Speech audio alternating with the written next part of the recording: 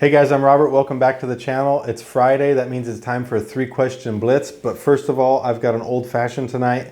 You take a little bit of water, you muddle some bitters and a sugar in the bottom of it, and then you top it off with your favorite bourbon. I like using Four Roses or a Buffalo Trace. And then obviously I put a little bit of ice in it and garnish it with an orange slice or an orange peel, depends on what you want, an orange twist. But yeah, it makes for a great drink. It's nice, it's refreshing. I like it. But back to it. What's a 3-question blitz? It's Friday. You don't have a ton of time. I don't have a ton of time. We just want to share a little bit before the weekend. And you guys put in all of your questions in the last 3-question blitz or over the other videos, and I pick a few out and we answer them. So the first question of the day is, do drivers change as they age, so as they mature? That's the first question. The second question is, has BMW absolutely lost their minds? And the third question is, would I ever try to produce my own car? Very interesting topics. Thank you guys for all those. As always, we do the bonus question. The fourth one of you guys said, why would you do a bonus question? Why don't you just call it the 4-question blitz? Because then you wouldn't have anything to complain about. So with the 4-question or the 3-question blitz and the fourth is the bonus, the topic today is, why don't you start a Patreon account? Yeah, I'm not starting a Patreon account. That's not happening. It was actually brought up kind of funny by the second guy who said it. Well, then if you're not going to start one, why don't you do one, and we can actually put money in and you can use that money to donate laps at the Nürburgring, instruction at the Nürburgring, maybe a hotel stay at the Nürburgring to other people that may not be able to. I'm not going to start a Patreon. We're doing a lot of different things. We're giving away a Yaris, 4 laps in the GR Yaris. We're giving away a hotel stay to whoever wins that. We'll announce that next week. But I don't like the whole concept of constantly begging people for money. I don't think it's something that looks good on YouTube. I don't think it looks good in marketing. So no, I won't open up a Patreon account. I won't open up anything like that. If you guys really want to donate to somebody out of the goodness of your heart, just call up Apex and say, hey, I want to buy a gift certificate for you guys to give away. I'm not going to beg you guys for that. If you feel the need to it, obviously you're welcome to. If you don't, just enjoy the videos. Most important for me is that you comment and that you guys actually partake in the channel, because as the channel grows, the channel will ultimately make more money.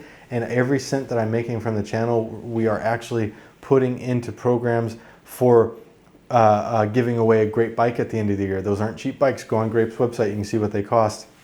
We're buying that stuff with the money that the channel makes through the ad rev that we have to put out just to get the reach. So for me, I'm very happy to be in that position where we're able to take this money and do that. I also really appreciate you guys recommending it, but I think right now we've got a good program in place and we'll stick to it. So first question, do drivers mature as they age? Well, absolutely. What is this talking about? It's talking about the young guys that come to the Nürburgring or your local track, or maybe leaving the cars and coffee, whip it a little bit, and then end up in a field, hopefully with not too many people in it. It happens. It's exactly what happens. And when it happens, you know that it's usually, I don't want to say, well, let's just say it, immature people. It's usually people that are trying to prove something, that are trying to show something that maybe they won't do in 5 or 10 years. And I can tell you that this isn't just in track driving or driving on the street. This might be in their financial life. This might be in relationships that they have. This might have to do with their job. They might make rash decisions, and they might do things that are completely unnecessary, but eventually they grow out of it. I can tell you that I worry about my kids. I see how they are now at 5 and 7, or mostly the 7-year-old I worry about. He's crazy. He's a very smart kid, a very loving kid, but he does stuff and you think, man, that wasn't a good idea, you know, and it's because he's young. It's because these guys that are doing these things are young, and I know that for your parents, it's one of the biggest fears they have is that we're going to go out as a young kid and do something stupid that's going to affect our lives for a long time. So the reality is that I notice it in myself as well. You see in my channel too, that when I'm going out on laps, you're like, man, Robert, I'd love to see you really wring that thing out. And I don't need to. I don't have a passion to go out and chase a certain lap time in a certain car. I can get in a car and drive it and know what I feel that it's capable of, but I just want to go have fun with it. I want to have safe fun. I don't want to intimidate anybody else on track. I don't want to show how I'm faster than anybody else on track. And I don't want to come back and have to report a lap time for you guys, because it's just unnecessary. Now, if I was doing this and talking to you guys maybe 18 years ago, we might have a whole nother situation. We might be throwing up lap times and Nürburgring's calling me and shutting down my season pass and things like that, and that's not what I want. So yes, people change as they get older. Drivers calm down. It's a mentality thing, and I think there's a maturity thing, and there's really not much more to it. The second question is, has BMW lost their mind? I've left this picture up for a while. I don't know if you guys noticed it, but it says, no one is impressed by your loud engine, okay? I think people are impressed by your loud engine. That's another thing about the young kids. You know, they always want to rev and sound check and all that stuff, and they're definitely impressed by the loud engines. But the reality of it is I think BMW is in a very interesting situation. They're in a situation where I've been giving them a lot of crap lately, but they're in a situation where they want to promote this green technology. They want to tell you, you boomers, that you need to change. What's your reason not to change? Why are you stuck in your old ways?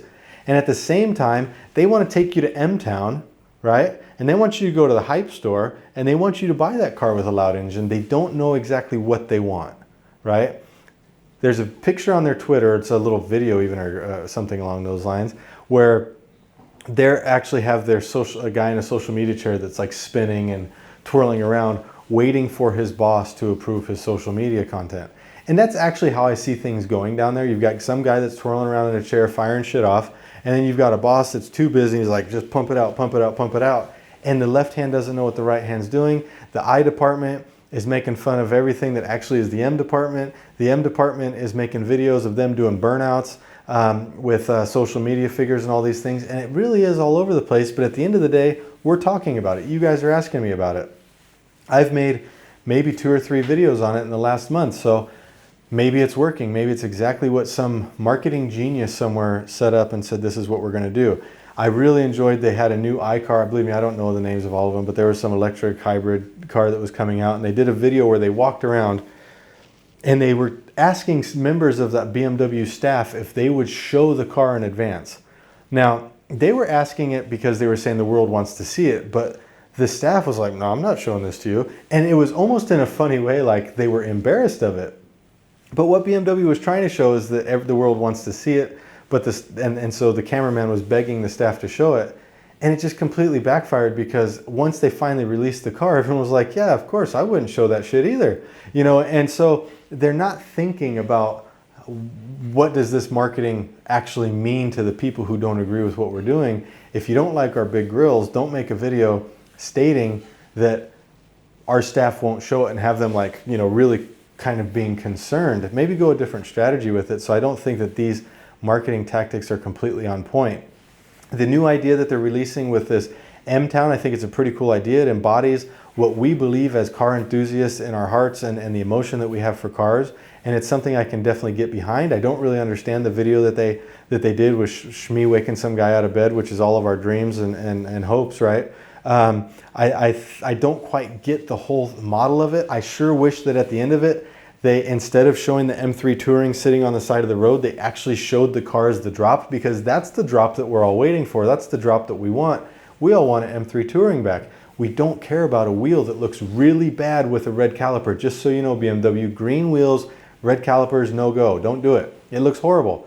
We don't want to see that at the end of it. We don't want to see the hype store. We don't want to see the guy somehow bypass the line of cars of people that have been staying out all night to see this, just to go park right in front of the store and go in. The storyline makes absolutely no sense to me, but it does have the idea there that this M-Town is something that car guys, car girls, just car lovers can get behind and say, I bought a BMW, I'm now a citizen of M-Town. I think that's a cool thing, and I think you should go with it, but I think that they need to do just a little bit more with the thought process behind it. Enough on that. Last question. Would I ever build my own car? I would, and I would market it too, and I would take you to Roberttown, right? What do you think, Tom? You want to go to our town? And you know what I'm going to do? I'm going to have Joe Achilles get you out of bed. Joe Achilles is going to be the one waking you up out of bed when you come to Roberttown, because he is the BMW fanatic, and I wish I would have seen him in that video, because if anybody deserved it, I think it was him, because that guy basically lives, eats, drinks, bleeds, sleeps, dreams BMW. In fact, today he's out taking kids for rides in his car on a track at his own cost, doing his own thing, not on the M-Town video. So know your audience and know your fans. I think that's really important. But would I produce a car? Yes, it's going to be the RT, the Roberttown 40. And I would love to. I would love to build my own car. I don't know if I ever will. It's not something that I say I'd love to, but it's not a life goal. You look at what the likes of SSC are doing, you look what Hennessy does, you look what Koenigsegg does. I think that these are all in a similar category, not to each other, but in a concept of not big brand, not big manufacturer type of thing. I would think it would be really neat to do. I think it would be really fun to build a car that suits my style of driving and what I want to do.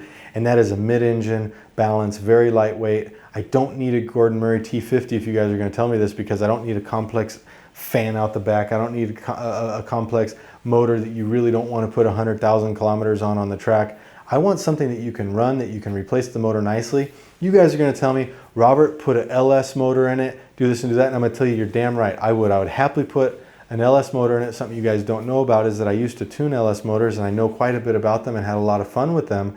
And it would be a great basis for a motor in a car like this. It could be a lot of fun.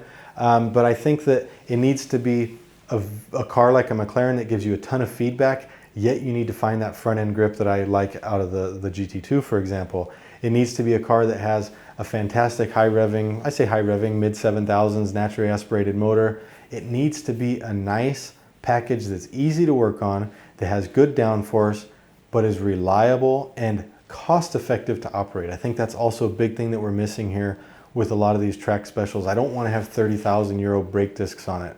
I don't want to have a front splitter that costs 10,000 euro to replace when you maybe hit a curb or you go through the carousel too fast. I would want something that is nice, that looks good, that's comfortable, that has the perfect seating position like I talk about in the 675 LT, but you can also operate at a reasonable price, and it needs to look good. It can't look like a kit car.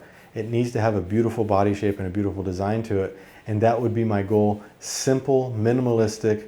Okay, I'll leave the radiator. I won't go air-cooled, like I think would be really cool, because you're just one less system to worry about. But I would keep it as simple as possible and keep it as functional as possible and as easy to work on as possible. If you need to drop the motor, it needs to come out quick. If you need to do anything, it just needs to function. It needs to be simple. Less is more in the car that I would build. Tell me what you guys would build. What would you envision? What do you think you'd go after? I'd love to hear about it.